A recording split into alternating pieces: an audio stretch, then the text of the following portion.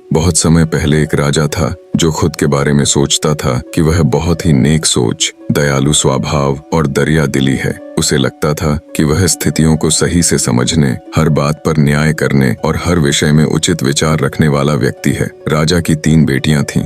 एक दिन उसने अपनी बेटियों को बुलाकर कहा, मेरे पास जो भी है वो सब तुम्हारा है। तुम तीनों को मुझसे ही जीवन मिला है। मेरी इच्छानुसार ही तुम तीनों का भूत, वर्तमान और भविष्य बना हुआ है, जो आगे भी ऐसे ही बना रहेगा। मैं ही तुम तीनों का भाग्य बनाता हूँ। राजा की यह बात सुनकर उसकी 2 बेटियों ने शांत मन से राजा की बात में हामी भर दी, लेकिन तीसरी बेटी ने ऐसा नहीं किया। उसने कहा, नहीं, मुझे तो नहीं लगता कि आपके हाथों में मेरा भाग्य है। राजा यह सुनते ही गुस्से में आ गया। उसने अपनी तीसरी बेटी की कही बातों को एक चुनौती के रूप में स्वीकार किया। उसने खुद को अपनी तीसरी बेटी के सामने सही साबित करने की ठान ली और उसे जेल में बंदी बना दिया। इस वजह से राजा की तीसरी बेटी कई सालों तक जेल में ही बंद रही। राजा और उसकी बाकी की बेटियां राजसी जीवन जीते रहे। राजा मन ही मन सोचता है कि यह मेरा ही हुक्म है जो मेरी जिद्दी बेटी जेल में कैद है। लोगों को भी यही लग रहा होगा कि राजा का ही हुक्म है जो उसकी बेटी को ऐसा भाग्य मिला है। उसकी प्रजा के लोग भी यही सोचते थे।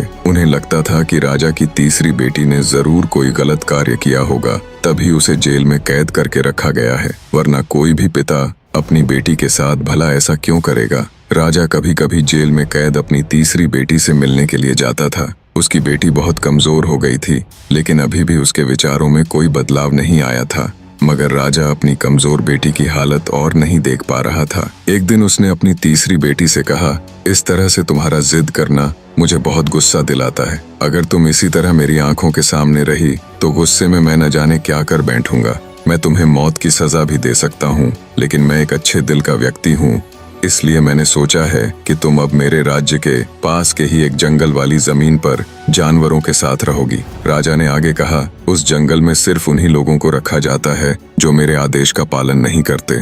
तुमने भी अपनी जिद की वजह से मेरी बात नहीं मानी, इसलिए तुम भी अब वहां मौजूद लोगों के साथ अपना पूरा जीवन काटोगी। इसके बाद तीसरी बेटी को उस जंगल की जमीन पर रहने के लिए भेज दिया गया। वहां पर वह फल और सब्जियां खाने और एक गुफा में रहने लगी। उसके पास पीने के लिए झरने का पानी और ठंड से बचने के लिए सिर्फ सूर्य की धूप का ही सहारा था। वहां की खुली हवा में रहते हुए और फल फूल खाते खाते वो जल्द ही पूरी तरह से स्वस्थ हो गई। उसने वहां पर खेती करना भी शुरू कर दिया।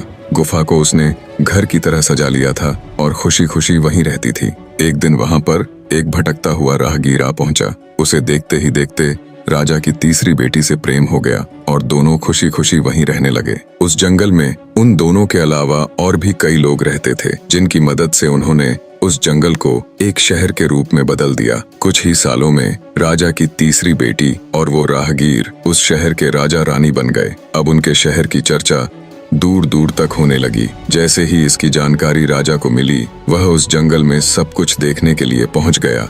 जब उसने वहां की राजगद्दी पर अपनी बेटी को बैठे देखा और साथ में एक खूबसूरत युवक को, तो उसके होश उड़ गए। राजा की बेटी ने अपने महल में अपने पिता का पूरे सम्मान के साथ स्वागत किया। उसने अपने पिता से उसके बुरे बर्ताव व फैसले के लिए कुछ भी नहीं कहा।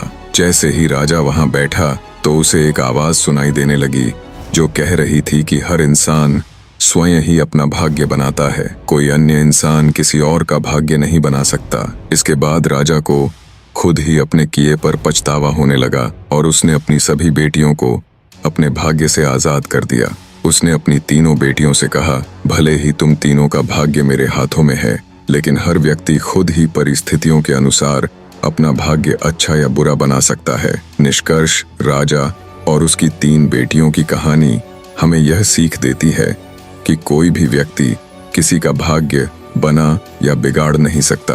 हमारा भाग्य खुद हमारे हाथों में ही होता है, जिसे हम अपनी सूझबूझ से बुरी परिस्थितियों में भी अच्छा बना सकते हैं।